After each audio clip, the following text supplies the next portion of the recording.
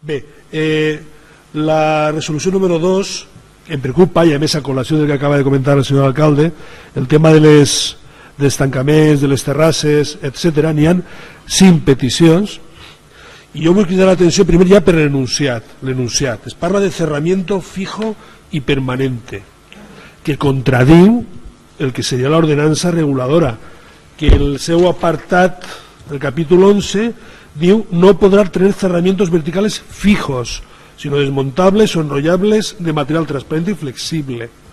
I després, quan se discutia sobre si havien d'estar fixos o no, hi ha una contradicció en les resolucions, perquè hi ha un punt en el qual se parla de que todos los toldos desmontables anclados en vía pública, todos, deberán retirarse al terminar la jornada, junto con la retirada de las mesas y las sillas. De manera que no hauria d'haver cap tipus d'estructura fixa. I ja se contradiu només en l'enunciat quan es parla de cerramiento fijo y permanente. És més, la setmana passada s'aprovà esta mateixa ordenança a Manises, que és calcada de la de Quart, i en tots dos casos és molt més restrictiva i la interpretació va en la línia de l'oposició que no en la vostra.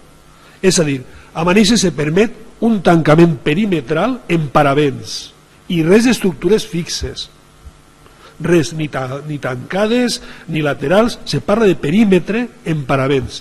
Per què? Pues perquè s'utilitza el raonament que nosaltres hem exigit des del primer moment, que és la via pública és de la ciutadania, no és per a ús lucratiu d'un negoci privat. Una cosa és que vosaltres, i efectivament ho heu fet, heu llançat la idea de que entre tots fem una ordenança i nosaltres col·laborarem. De fet, sí que nosaltres vam fer els deures, ho van dir, val? Però el que ens sorprèn és que la perseverància, és a dir, en aquest cas, jo crec que caldria advertir als beneficiaris d'aquestes resolucions que probablement al remat l'ordenança faça o obligue a que retiren les estructures fixes que amb tota probabilitat voldran col·locar, perquè la resolució ho permet, si més no la interpretació que fa el tècnic o els tècnics. Nosaltres partim de la base de que hi ha una contradicció en la redacció de l'ordenança. Hi ha una contradicció, no se pot parlar d'elements que no són fixos, després s'han de poder retirar i en canvi la interpretació que fa el tècnic o els tècnics és d'estructures com les que podem veure que han proliferat des de fa uns mesos a Aldaia. I a més hi ha un detall que la ciutadania contínuament s'ho està recordant. És intolerable, jo d'aquest adjectiu me pareix fort, però és així, que n'hi hagi voreres però no pots passar perquè l'activitat hostelera està tallant el pas, amb finestres de cara al carrer i després la terrassa. D'alguna forma incomplint el que seria la distància mínima que permeta una circulació franca en els dos sentits. De manera que el fet de cridar l'atenció sobre aquestes resolucions és perquè pense que igual el fet de donar-los la llicència després es farà fer una despesa que igual perdran si finalment se renova l'ordenança en el sentit, diguem-ne, més restrictiu, doncs possiblement perdran una inversió que fan ara amb l'autorització municipal.